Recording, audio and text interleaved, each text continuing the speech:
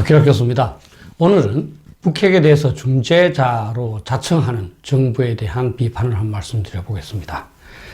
최근 제가 미국이 이란의 솔레이마니 사령관을 살해한 데 관해서 3편의 유튜브로 설명하느라 시기를 놓쳤지만 연초에 청와대가 만든 코미디를 넘어갈 수가 없어서 설명드리고자 합니다.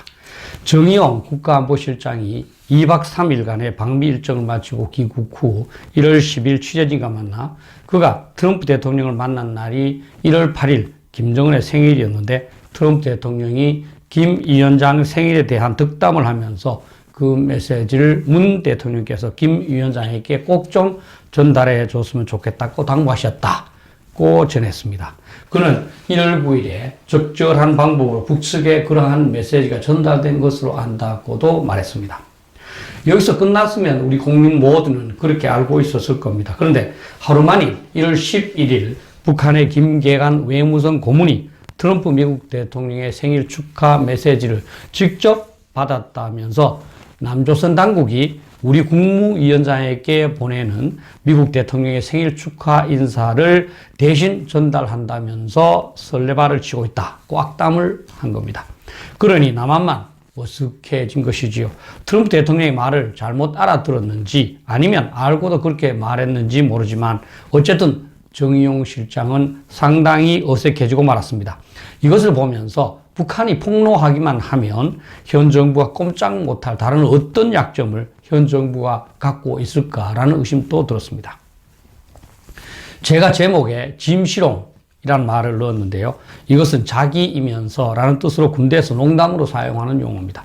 과거 군대에서는 관등성명이라고 해서 상관의 직책과 이름을 외우는 것을 무척 강조했습니다.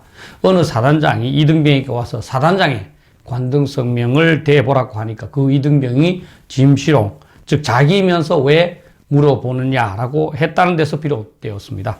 북한 또는 북핵 문제에서 우리가 당사자인데 중재자라고 하는 것이 잘못되었다는 뜻에서 제가 쓴 겁니다.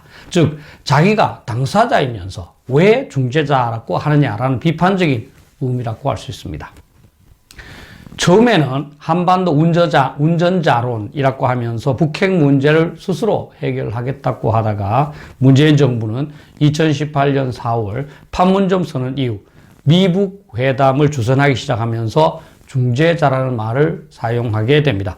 그 이후 문재인 대통령은 중재자, 촉진자, 중간자 등의 용어를 사용하면서 비핵화 문제는 미국에게 전적으로 맡기면서 본인은 미북 대화를 중재하는 데만 노력하였습니다. 그러나 시청자 여러분들께서 너무나 잘 아시겠지만 북한의 핵무기는 대한민국에게 가장 직접적인 위협이 되고 따라서 대한민국은 다른 어떤 국가보다 다시 말하면 미국보다도 더욱 직접적인 당사자입니다. 미국 간 회담을 주선하는 것은 이해하지만 북핵 폐기 전체를 미국과 북한 간의 협상에만 맡기니 미북 간의 협상이 잘 안 되면 우리는 아무것도 하지 못한 채 구경만 해야 하는 상황이 되었습니다. 근데 막상 중재한다고 했는데 회담도 잘 되지 않고 미국이나 북한 어느 쪽으로부터 제대로 인정도 받지 못하다가 이번에는 편지라도 중재하려고 했는데 북한의 폭로로 망신을 당하게 된 것이지요. 저는 한국이 북핵 문제 당사자인데 중재자로 자처하는 것이 잘못되었다고 판단하여 이에 관한 논문을 작성하였고 그것이 최근에 발표되었습니다. 싱가포르와 하노이 미북 비핵화 회담에서의 한국의 중재 역할 평가라는 제목으로 2019년 12월 31일에 발간된 국제정치연구 제22집 4호에 실렸습니다. 관심 있는 분은 한번 찾아서 읽어보십시오. 이 논문을 작성하면서 저는 중재에 관하여 다소 연구하게 되었는데요. 중재는 영어로는 mediation이라고 하는데 제3자가 개입하여 당사국 간의 타협을 유도하거나 문제 해결을 위한 방법을 제안하는 행위를 말합니다. 그런데 중재자는 자기가 하고 싶다고 해서 되는 것이 아니고 우선 상방 당사자가 중재자의 존재와 역할에 동의해야 합니다. 즉 일방이라도 중재자를 인정하지 않으면 중재자가 될 수 없는 것이지요. 이러한 점에서 현재 북한이 한국을 중재자로 인정하지 않기 때문에 한국은 중재 역할을 할 수가 없습니다. 더욱 중요한 것은 중재자가 되려면 확실히 중립적이어야만 합니다. 어느 쪽에도 치우치면 중재가 안 되니까요. 그런데 한국은 북한의 핵 위협을 직접 받고 있는 상황이라 중립적이 될 수가 없습니다. 북한의 핵무기를 없애야만 하는 것으로 이미 입장이 정해져 있고 그것은 미국과 같은 겁니다. 따라서 싱가포르 회담을 일부 주선했다고 해서 한국이 북핵 문제에 대해서 미국 협상을 중재할 것으로 보지만 우리는 당사자라서 중재자가 될 수 없는 것을 중재자로 자청한 겁니다. 그러니 어떻게 중재자 역할을 제대로 수행할 수 있겠습니까? 실제 국제사회에서 수행한 중재 역할 중에서 돋보이는 것은 이스라엘과 이라크의 분쟁을 미국이 중재한 사례입니다.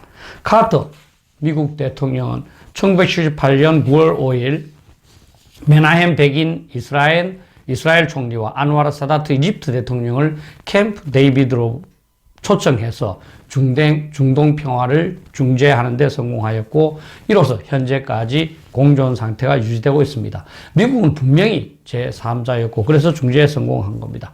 싱가포르에서 개최된 제1차 미국 정상회담을 계기로 트럼프 대통령을 미국 협상회담에 끌어낸 데는 한국의 정의용 실장이 역할을 했지만 그것은 그야말로 전달자의 입장이었지 중재자가 아니었습니다. 북한의 의사를 전달하고 트럼프 대통령이 그것을 들은 후 결정한 것을 듣고 왔을 뿐입니다. 한국이 중재자가 아니기 때문에 미국 정상회담이 결정된 후 폼페이오 미 국무장관이 직접 북한에 가서 회담에 관한 세부 사항을 협의한 겁니다. 또한 싱가포르 회담을 위한 미국 간의 실무 협의가 판문점에서 수일에 거쳐서 진행되었지만 우리는 초청도 받지 못했을 뿐만 아니라 미국이나 북한 모두 협의되고 있는 사항을 제대로 알려주지도 않았습니다. 한국의 문재인 대통령이 요청했지만 싱가포르 회담에도 참가하지 못했습니다. 카터 미국 대통령이 백인과 사다트를 함께 초청해서 타협을 성사시키는 것과는 비교가 되지 않는 역할이죠.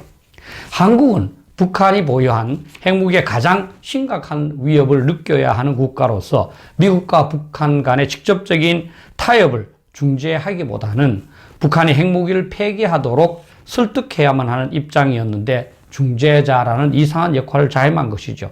그래서 당시 미국 조야에서도 한국은 중재자가 아닌 동맹이어야 한다면서 한국에게 불만을 피력하기도 했습니다. 현 정부의 어설픈 중재자 역할은 북한으로부터 모멸적인 평가를 받게 됩니다.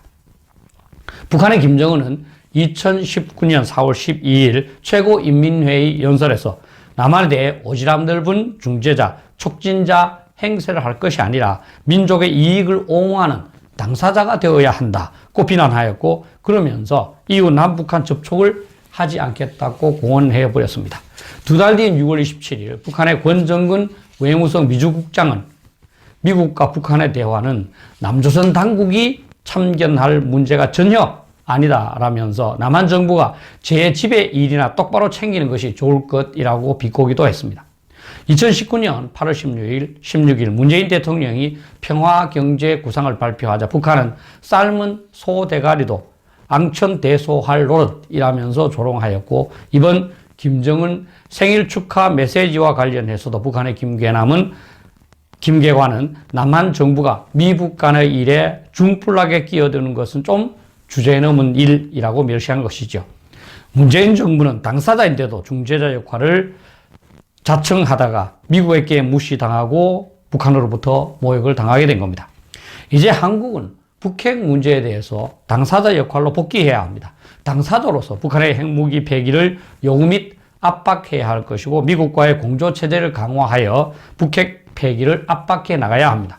한국은 북한에 대한 유엔 및 미국의 경제적 압박에 적극적으로 협력함은 물론 상황이 더욱 악화될 경우 사용 가능한 군사적 옵션도 미국과 함께 논의하여 모색할 수 있어야 합니다.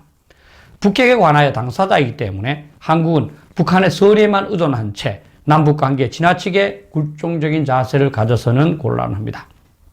그렇게 해서 남는 것은 모멸밖에 없기 때문입니다. 이제 한국은 북핵 당사자로서 북한에게 핵무기 폐기를 단호하게 요구하고 그렇게 하지 않을 경우 한국 스스로 어떤 제재도 가하고자 노력해야 합니다.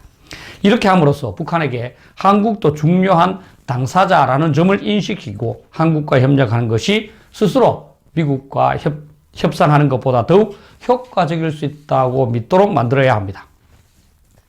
그렇지 않을 경우 한국은 북핵 폐기는커녕 북한에게 만만하게 보여서 북한의 도발을 자초하는 결과가 초래될 수도 있습니다. 북한이 핵무기 위협하에서 기습 공격을 하여 무력으로 적화 통일을 하려고 하든지 아니면 연방제 통일을 수용하지 않으면 핵무기로 공격하겠다고 협박할 수도 있을 겁니다. 단 한 번도 제대로 대비해보지도 않고 북한에게 이렇게 굴종적으로 끌려가는 것이 현 정부가 주장하는 평화인가요? 그렇다면 현 정부는 북한이 핵무기로 공격하겠다고 위협하면 싸우는 것이 아니라 항복하는 것이 평화라고 말할지도 모르겠습니다. 참고가 됐으면 좋겠습니다.